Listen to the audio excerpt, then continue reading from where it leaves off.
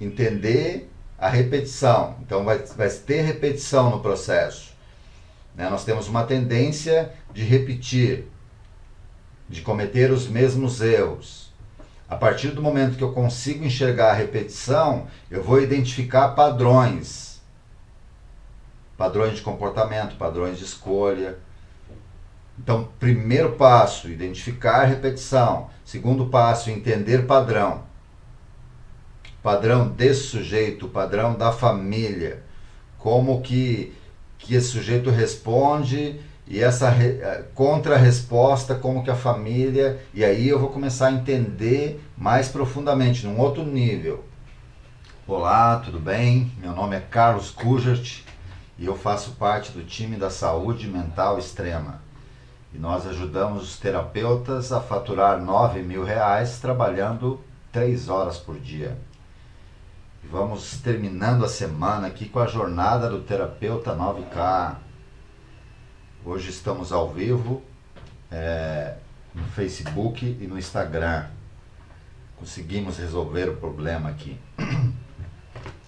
Então, como a gente tem visto aí durante a semana, nós falamos sobre a dependência química, sobre essa relação com a família, o codependente. E hoje nós vamos terminar a semana falando do tratamento em si, né?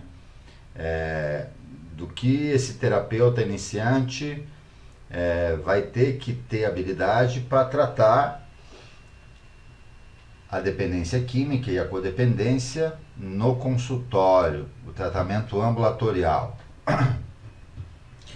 Então, a gente vai ensinar aqui o passo a passo disso, né, dentro da jornada do terapeuta 9K e dentro do curso.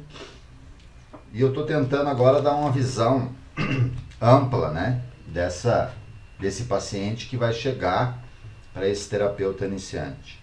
Então, a gente tem que saber como funciona a codependência, como funciona a dependência química.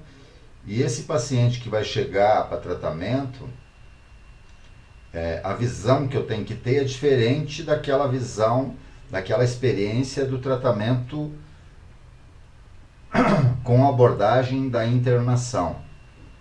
Né? Nós vamos ter um tempo ali para entender a dificuldade e já temos que iniciar o processo para evitar o uso, para cessar o uso, para conseguirmos a primeira meta, abstinência. Né? Isso no processo, por exemplo, no tratamento com internação, o terapeuta não precisa se preocupar com isso, porque o sujeito está num ambiente onde não tem a droga, então isso você consegue automaticamente. Você só vai cuidar, no caso da abstinência. E no tratamento aqui fora, no tratamento no laboratório, no consultório, nós temos que ter uma visão mais ampla. Né? E dentro dessa experiência, que eu faço esse trabalho há mais de 20 anos, eu montei um plano de tratamento que eu dei o nome de reinserção social, familiar e profissional. Né? Então nós temos que reinserir esse sujeito no âmbito social, familiar e profissional, sem a internação. Né? Então nós temos que olhar para a vida desse sujeito nessas 3 áreas, né? Familiar, social e profissional. E entender aonde que está a dificuldade dele. E a partir desse olhar, nós vamos montar uma estratégia de tratamento. Né? Se o sujeito está no uso há um bom tempo, ele vai ter dificuldade nas 3 áreas. E a gente tem que ver qual que é a mais importante para ele. Aonde que está o epicentro do conflito. Vai ser a estratégia melhor é a gente melhorar a relação com a família, a relação com os amigos, social, ou a relação profissional. Nós temos que ver aonde que está esse ponto fraco e começar a trabalhar essa questão. E no decorrer do tratamento a gente vai identificando, né? Então o primeiro passo é entender isso. O segundo passo, a gente tem que começar a montar um plano de ação. Aí nós vamos ter um plano de ação em cima do desejo desse sujeito, né? O que ele quer, o que ele almeja. É melhorar o relacionamento, é investir na carreira profissional, terminar um curso. Então a gente tem que fazer esse planejamento a quatro mãos, temos que fazer junto com a família, né? O terapeuta, o dependente e a família, né? Ou a mãe, ou o pai, ou quem fizer parte, se for casado a esposa, né? Então nós temos que alinhar as expectativas e todos têm que saber do passo a passo, aonde que nós estamos dentro desse plano de ação, desse projeto terapêutico. Então essa visão ela é fundamental. Chegou por aqui a minha amiga Miralda, seja bem-vindo, o William Silva, a Cristina Kojima, Rodolfo, sejam todos bem-vindos. Então a gente tem que olhar estudo e um ponto que é fundamental de início, isso você vai perceber já nos primeiros atendimentos, é a expectativa que a família tem e que o sujeito tem sobre o processo de internação. Então, quantas tentativas já foram feitas, o que deu certo, o que não deu certo, qual que é o entendimento do sujeito sobre a doença e sobre o processo de tratamento. Por isso que o primeiro e o segundo atendimento, ele serve como uma avaliação. O sujeito vai passar por uma avaliação. Ele vai ser avaliado. Porque uma das estratégias que eu uso e testei ela, que dá certo, é isso. O dependente químico, ele gosta de desafio.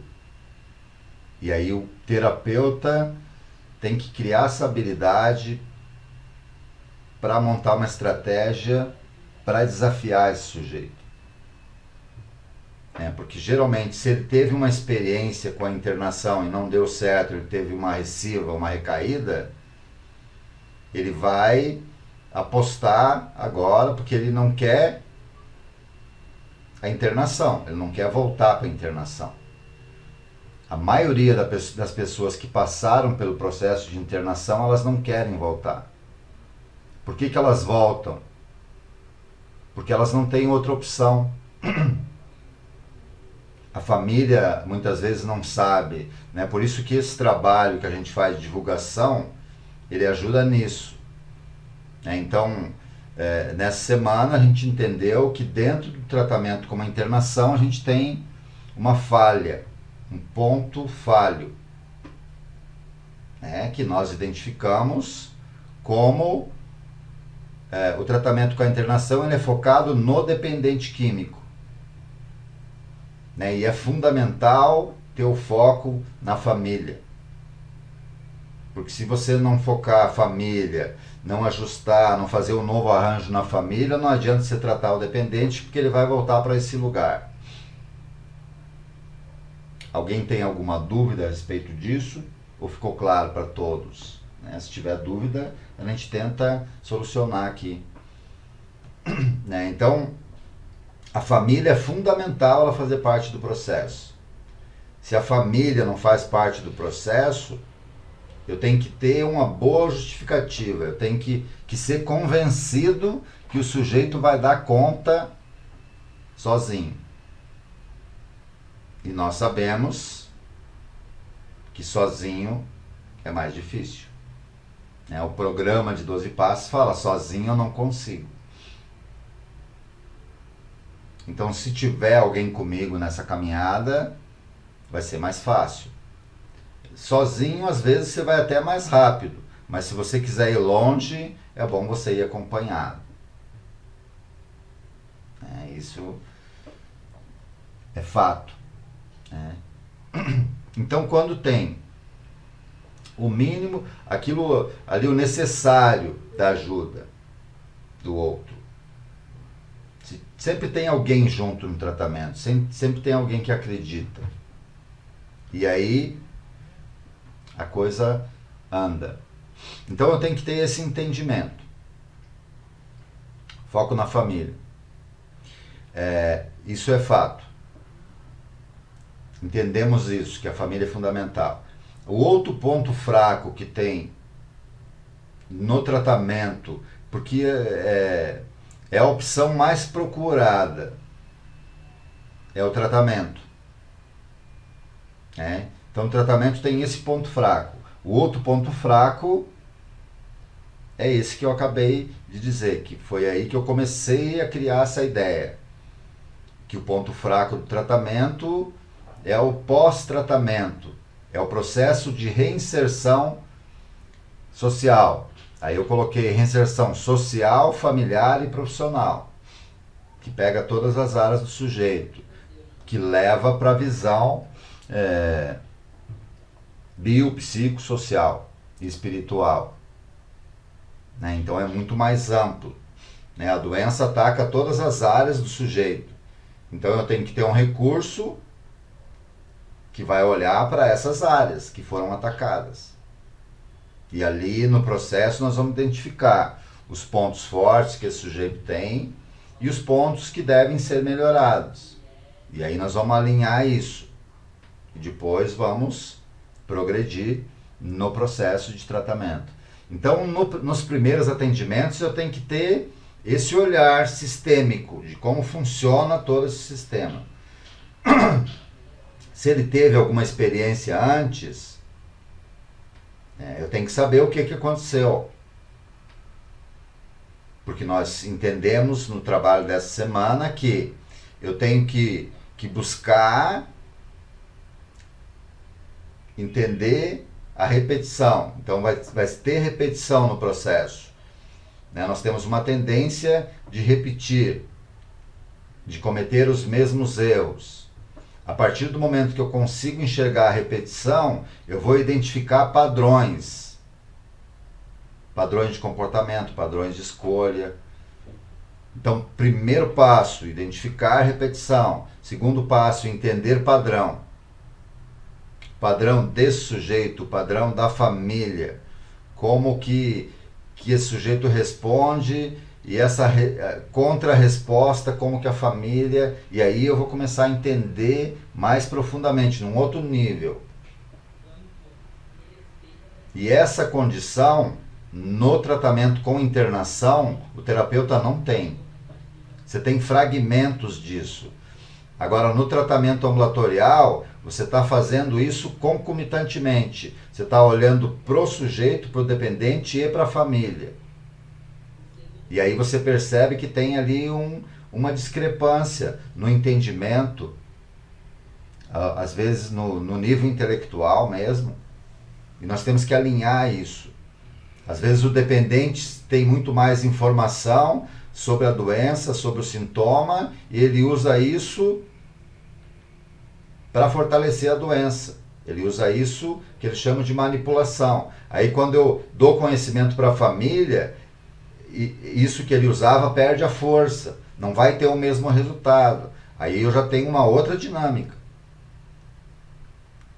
Entende? Então eu tenho que ter habilidade técnica e habilidade emocional para ter essa visão, esse entendimento. Por isso que eu tenho que sustentar esse lugar de não saber e de não julgamento. Porque se eu for, por exemplo, emitir a minha opinião, eu estou julgando, porque eu estou escolhendo um dos lados. E quando você julga, é como você assistir um jogo de futebol de dois times que não é o seu. A sua forma, a sua visão do jogo é diferente. não tem sentimento envolvido. Agora, quando é o seu time, ele pode até estar jogando mal, mas você, mesmo assim, você acredita que ele vai conseguir vencer.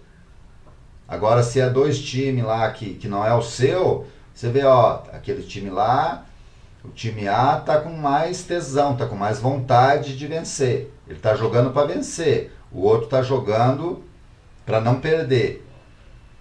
Geralmente, aquele que joga para vencer, ele tem uma tendência de vencer. Aquele que joga para não perder, tem uma tendência de perder. Então, é essa visão que a gente tem que ter lá no início. Então, se o sujeito não tem uma base familiar, não tem ninguém que vai acompanhar ele nesse processo, eu tenho que ter essa convicção de que esse sujeito quer, e ele não pode querer pouco. Ele tem que querer vencer. Ele não pode jogar para não perder. Se você não tiver essa convicção, não dá para iniciar o processo. E essa técnica eu vou ensinar, porque isso é fundamental para o terapeuta iniciante, porque ele não tem ainda essa expertise, essa experiência, né? E só isso já vale o aprendizado. Né? Se você vai apostar naquele que quer, não é o que ele quer. O que não é importante nesse quesito. O que você quer? Ah, eu quero parar de usar droga para organizar a minha vida. Beleza. Força de vontade, você sabe, né? Força de vontade não dá conta dessa doença. Ah, como assim? Então você não tem que ter força de vontade. Escreve aí no seu caderno. Você não tem que ter força de vontade. Você tem que ter vontade de fazer força. Porque não é o que, é o quanto. Quanto você quer. E aí eu tenho uma régua que mede o quanto. Enquanto ele não chegar no nível necessário, eu não inicio o tratamento. É esse o desafio. Porque não é para todos. E eu não quero perder o tempo do sujeito e nem o meu tempo. Eu trabalho com o resultado. Esse discurso convence. Porque é só para quem quer. Né? E o sujeito vai ter que pagar. E não pode ser barato, porque ele tem que estar envolvido. Ele tem que estar comprometido. Tem muita gente envolvida, mas comprometida, o comprometimento é o quanto, não é o quê. Tem muita gente que dá força, ó, parabéns, papapá, mas chega na hora de apostar o seu, você não aposta. Entendeu? Então tem muita gente envolvida, mas pouca gente comprometida. E todos aqueles que conseguem, só conseguem porque estão comprometidos.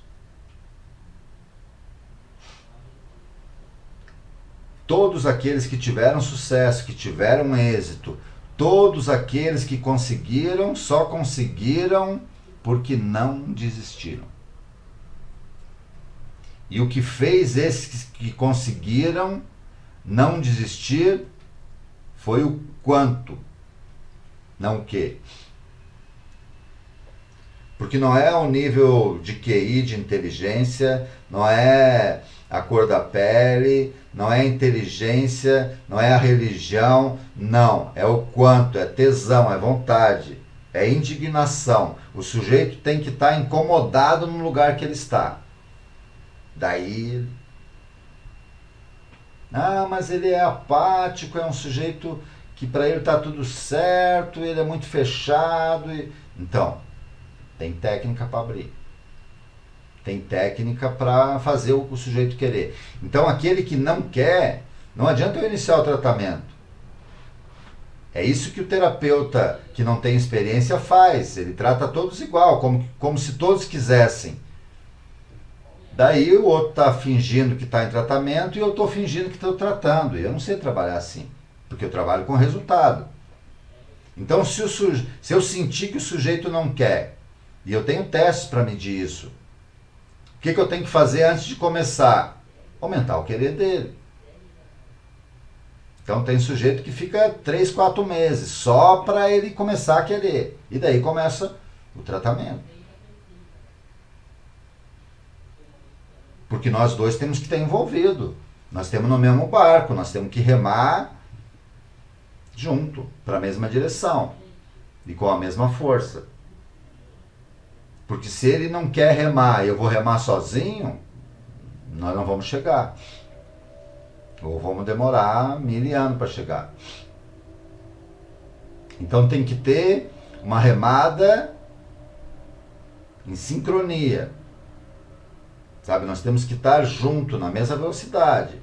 Porque eu vou trabalhar na velocidade do sujeito, não na minha.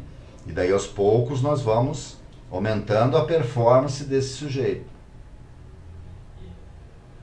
Até nós chegar na velocidade ideal. Porque o tratamento, a partir do momento que ele inicia, ele tem começo, meio e fim. Por isso que não dá para iniciar com esse que não está preparado. Então existe dentro do processo de tratamento um momento que antecede ao início do tratamento, que é onde eu vou ter essa convicção. Eu tenho que mapear esse sujeito. É como num clube de futebol. Eu vou contratar o jogador e tal, pelo resultado que ele deu lá. Só que antes de assinar o contrato, o que o clube faz? Vai avaliar ele fisicamente. Vai passar por uma bateria de exames, eu vou avaliar ele fisicamente, cognitivamente, psicologicamente, como que ele lida com pressão, sem pressão, como que ele joga em casa, fora de casa, qual que foi o melhor momento da vida dele, qual que foi o pior momento, como que ele lidou com aquilo. E principalmente, qual que é o seu sonho, o seu desejo, o que você almeja para o futuro.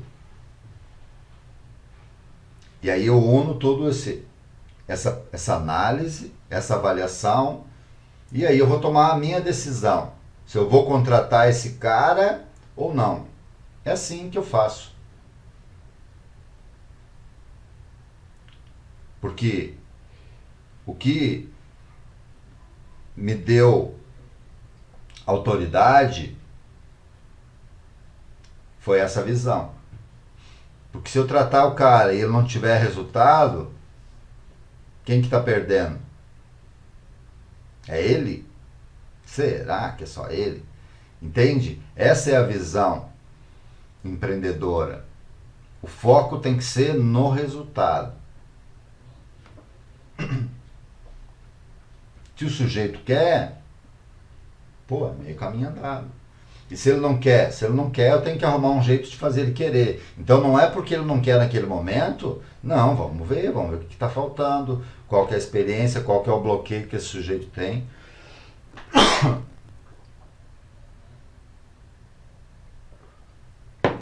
O Will está falando aqui. No caso do acolhido não ter o apoio da família, posso trabalhar com um grupo de apoio? Os grupos de apoio NA, Lanon, tal.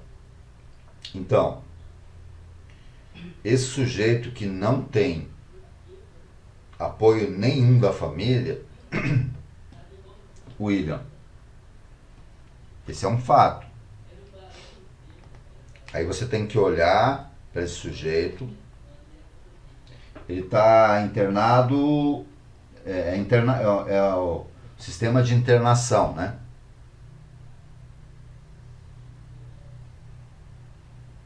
Ou provavelmente está usando o método da internação. É muito comum esse sujeito, sei lá, está na rua e ele busca uma internação. é importante, William. Por que ele buscou a internação? Para não ficar na rua por uma necessidade? Isso quer dizer alguma coisa. Porque se for por uma necessidade, quando ele melhorar um pouquinho, ele vaza. E pela experiência eu vi isso acontecer, ó, 1.000.000 de vezes. Porque assim, eu tenho que analisar esse fato. Ele não tem família. Vamos entender esse histórico. Por que essa família desistiu desse sujeito? Aonde está essa família? Qual que é o mais próximo? Tem mãe, não tem mãe? Tem pai, não tem pai? O sujeito quer resgatar essa família? Existe ali o sentimento de rejeição? Porque se ele está em tratamento, ele tem um tempo, né? Tratamento. Aí depois que terminar, ele vai para onde? Tem um projeto? O que ele estava fazendo antes de vir para o tratamento? Estava bebendo, estava roubando para conseguir a droga, estava trabalhando, sei lá, juntando latinha, vendendo papelão. Esse sujeito tem disposição para o trabalho? Ele tem recurso? E nós temos que montar uma estratégia para esse sujeito. Geralmente, esse sujeito não tem família e ele quer mesmo, porque o quanto que vai fazer a diferença? Se ele é esforçado, a própria comunidade onde ele está trabalhando vai ver isso, essa vontade, e vai dar uma oportunidade para ele. Ele termina o tratamento, daí ele fica lá mais 3 meses, faz um estágio, e aquilo pode ser o recurso. Muitas pessoas transformam isso numa profissão lá dentro da clínica. Ou termina o tratamento ali, vai trabalhar em outra clínica. Várias pessoas. Geralmente as pessoas que não têm família, porque assim, eu tenho que ter esse olhar, esse entendimento para direcionar esse sujeito. Sem fazer por ele. Sem ser codependente. Porque é muito comum o terapeuta iniciante misturar as coisas. Começar a agir como sintoma do pai e da mãe. Querer adotar aquela pessoa. Não ajuda também. Porque eu tenho que sustentar esse lugar de não saber e não julgamento. Não saber e não julgar é não interferir. E é isso que me dá a condição de direcionar. Ele decide se ele vai ou se não vai. Não é eu. Porque a mudança vai acontecer nele. Então não pode ser raso esse meu olhar. Eu tenho que identificar esse sujeito, eu tenho que olhar na bolinha do olho dele e eu vou ter convicção se ele está falando, eu consigo medir o quanto é essa sensibilidade, que eu não sei se eu nasci com isso ou adquiri com o tempo. Mas assim, você tem que gostar disso que você está fazendo. Porque o que vai fazer a diferença do cara que você está tratando é o quanto ele quer sair desse lugar. O que vai fazer a diferença de um terapeuta para o outro, de um profissional para o outro, também é o quanto. É o quanto ele está comprometido com aquilo que ele está fazendo. O quanto de tesão ele tem naquilo que ele está fazendo. O quanto de resultado ele tem naquilo que ele está fazendo. Porque isso vai aparecer, isso está posto. Não tem como negar isso. Isso é verdade absoluta. Porque aquele que quer pouco vai ter o pouco. E vai ser difícil ele ter o pouco, mas ele vai ter. Agora, aquele que quer mais, ele vai ter mais. Olha lá na parábola dos talentos.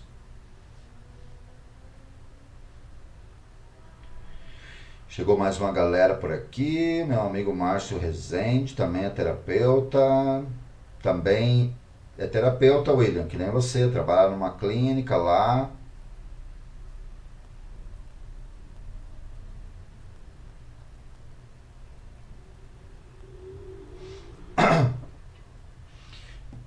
Porque é mais ou menos isso que você está pegando, William.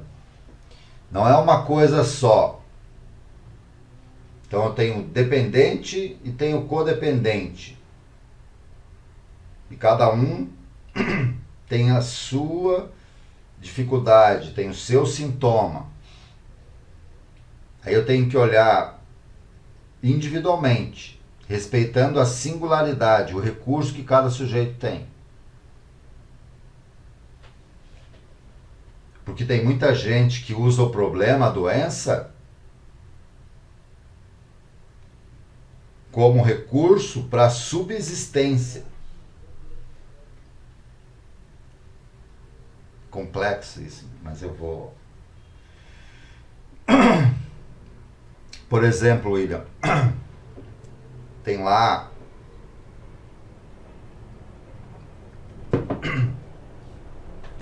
a história da Bíblia.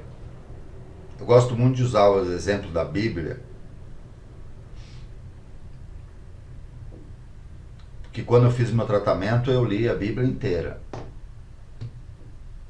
E eu uso essa linguagem da Bíblia.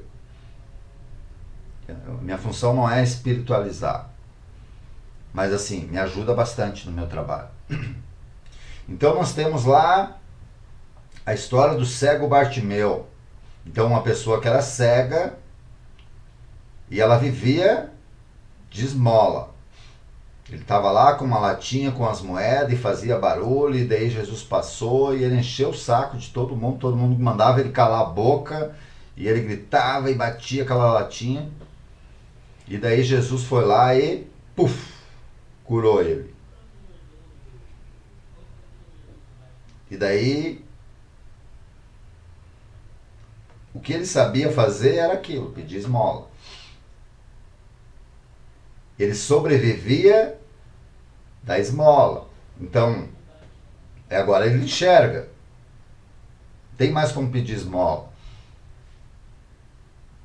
E aí? Daí ele vai ter que se virar. Essa parte não conta na história. Porque daí ele tem que, na segunda-feira, ele tem que fazer um currículo e arrumar um serviço.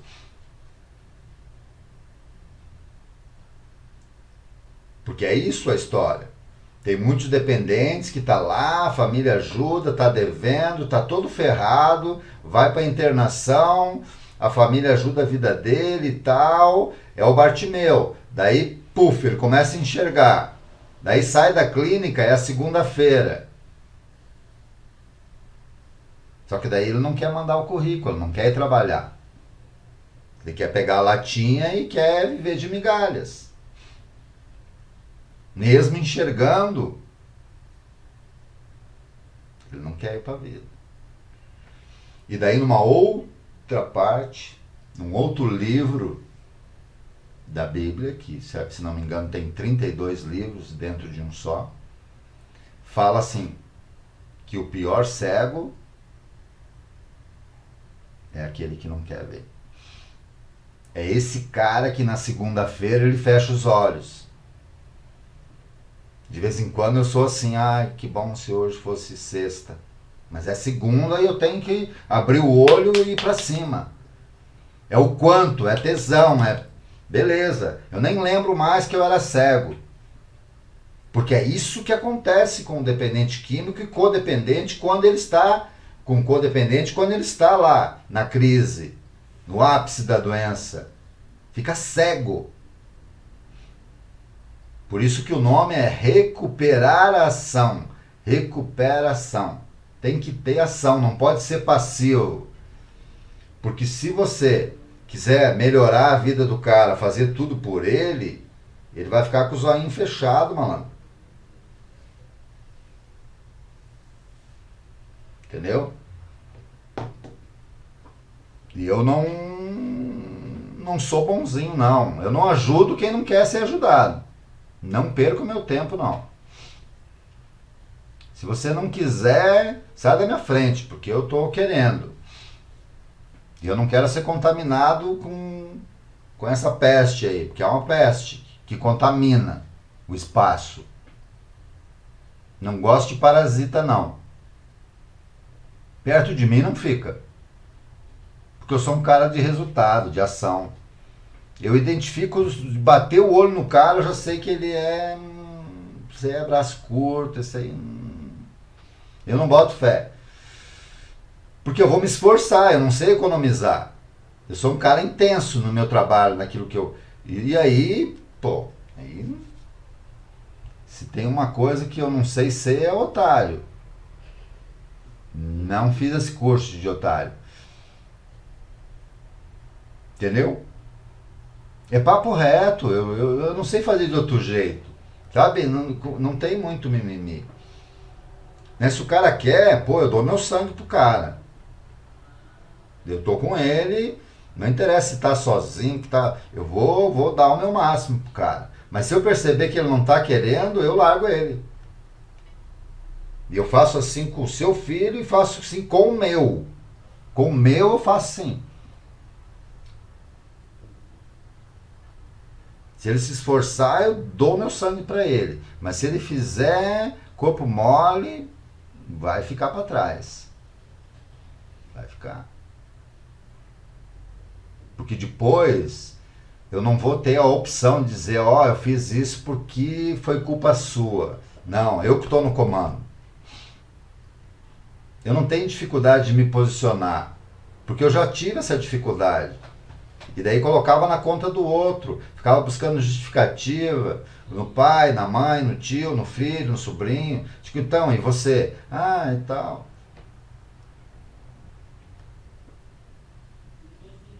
Roberto Faleiro falou para mim mais de 15 vezes em 9 meses. Ele falava para mim assim, pô, você só justifica. Você tem uma justificativa para tudo. Você fica racionalizando tudo. Porque eu tinha uma explicação para tudo.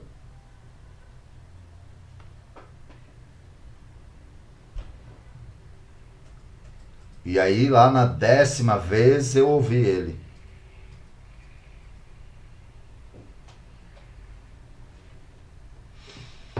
Entendeu?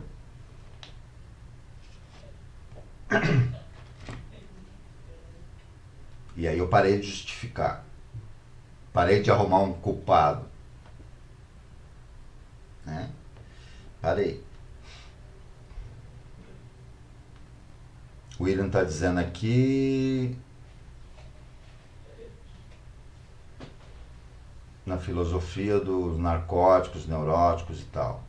É, o grupo de apoio, se o cara quiser, não precisa nem de internação. Entende? Porque lá aprende isso. Primeiro eu, segundo eu e terceiro eu, né? Você sabe o que quer dizer isso, William? Primeiro eu, segundo eu, terceiro eu? Então, é eu corpo, eu mente e eu espírito. Eu tenho que cuidar do corpo, da mente e do espírito. É isso que quer dizer primeiro eu, segundo eu e terceiro eu. Equilíbrio.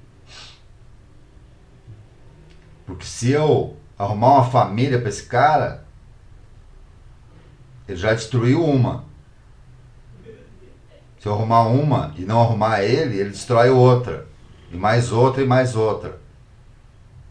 Porque o problema não é o lugar.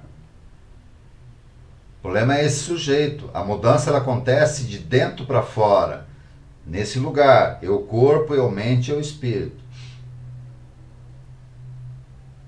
Tá ligado? Só que assim, o que eu percebo, e não é diminuir, querer ser melhor que os outros, é que as pessoas entendem o processo de uma forma muito rasa, muito, sabe? Por isso que não tem resultado, porque tem que ser fundo, tem que mergulhar, tem que se comprometer com o lance. Tanto o profissional quanto o paciente. Os dois têm que estar comprometidos. E eu não sei trabalhar de outra forma. Por isso que eu faço esse trabalho que antecede o tratamento. O cara tem que passar por um teste para entrar no tratamento comigo. Se eu perceber que ele não, eu prefiro não iniciar.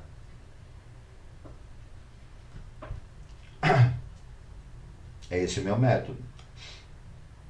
É isso, eu acho, né, no meu ponto de vista, que isso influencia mais de 60% do resultado que eu tenho. Porque eu não posso ser... É o que eu digo, eu não posso... Porque eu leio a mesma coisa que todo mundo lê, eu não inventei nada, já estava aí. Eu só não fico no raso. Eu vou para cima e aplico.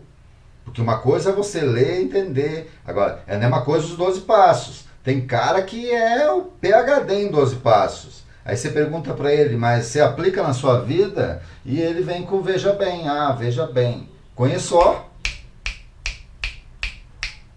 Não é pouca gente.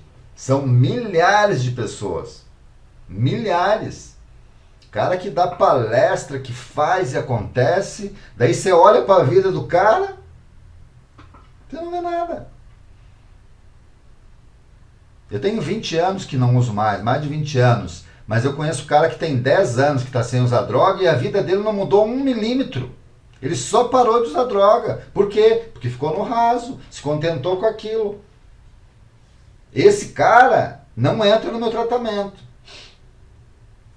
Porque ele não quer. Ele está contente, ele está feliz da vida. Ah, tô limpo só por hoje, graças a Deus, essa porta aberta um pouco. Sabe aquelas frases prontas? Um lance artificial que você não vê nem verdade no discurso do sujeito. Mas olha, tem um caminhão de gente assim. E não é pouco não, né? A maioria é assim. E tudo bem, não tem problema nenhum. Não influencia nada na minha vida. Agora, na minha vida, eu não quero só isso, não.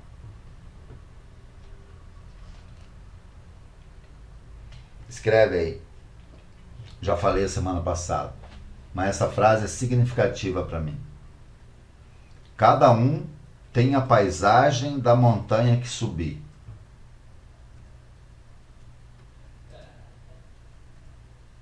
Cada um de nós vai ter a paisagem da montanha que subir. Entendeu? E aí eu pergunto para você, você está subindo montanha ou está subindo morrinho? Você quer escalar a montanha ou quer subir no barranco? É o quanto você quer. Você vai ter, na sua medida. É esse o lance. Você tem que se preparar antes de começar a jornada. Ah, vamos. Digamos, está preparado? Ah, eu já nasci pronto, eu sou o cara, eu sou o espertão da parada. Eu desenrolo.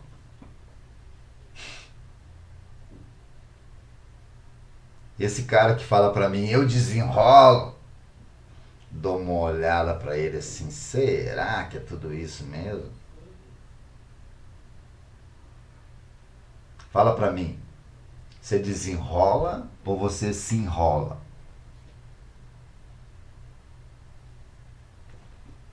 Porque eu não nasci antes, né? O problema do malandro é isso. Ele acha que é só a mãe dele que sabe criar malandro. Acho que só ele é esperto. Isso não convence mais, esse discurso raso, é vazio demais. Agora você, com o mínimo de experiência que você tem, você reconhece a verdade. Você sabe quando o cara quer. E quando o cara quer, daí eu tenho que fazer a minha parte. Isso é uma missão. Se você frequenta os Alcoólicos Anônimos, tem uma hora lá que é lido o termo de compromisso. E fala assim, quando qualquer um, em qualquer lugar, estender a mão pedindo ajuda, Eu quero que a mão de A esteja lá e por isso eu sou responsável. Entendeu? É mais ou menos assim que eu vejo. É isso que me dá resultado. E todos aqueles que queriam, conseguiram. E todos aqueles que queriam e que conseguiram, só conseguiram porque não desistiram. Quando que eu sei que o cara quer? Quando desistir não é mais uma opção. Tem que queimar a ponte. Porque se você pensar em desistir, você já desistiu. Você pensou, já existe aqui dentro. E daí já existe a possibilidade. E falando em Alcoólicos Anônimos, amanhã eu vou fazer uma palestra às 16 horas. Agora não tem endereço aqui. Dá uma olhada aí para nós falar o endereço aí. No grupo lá em Mauá. Espera aí que eu vou pegar o endereço aqui. É ali próximo da Praça da Bíblia, se não me engano, no centro de Mauá. Tá aqui, ó. Grupos Alcoólicos Anônimos de Mauá, Taraná, na Avenida Doutor Getúlio Vargas, 182, no centro de Mauá. Getúlio Vargas 182. Às 16 horas eu vou estar lá fazendo uma dinâmica sobre o tema alcoolismo versus compulsão, prevenção e tratamento. Só o que eu sei fazer é isso. Faz parte do cardápio do Carlos Kujert. Certo? Então amanhã às 16 horas eu vou estar lá no grupo de Alcoólicos Anônimos de Mauá fazendo essa temática aí. Se você mora aí perto, a gente vai divulgar, botar nos grupos aí. Certo? Então a gente se vê aqui na segunda-feira, às 22 horas, para a gente falar do mesmo assunto, mas com um tema diferente. Então se fez sentido para você, faz sentido para você, continua lá passando a mensagem. É uma oportunidade que você tem de ajudar, de repente, uma outra pessoa. E às vezes para mudar a vida de uma pessoa, se você é católico, você ouve isso todo domingo. Basta uma palavra. Direi só uma palavra e serei salvo, o Padre fala. É uma palavra que tem a ver com o quanto. Eis-me aqui. Beleza? Então um forte abraço, até segunda-feira, um bom final de semana e se cuidem.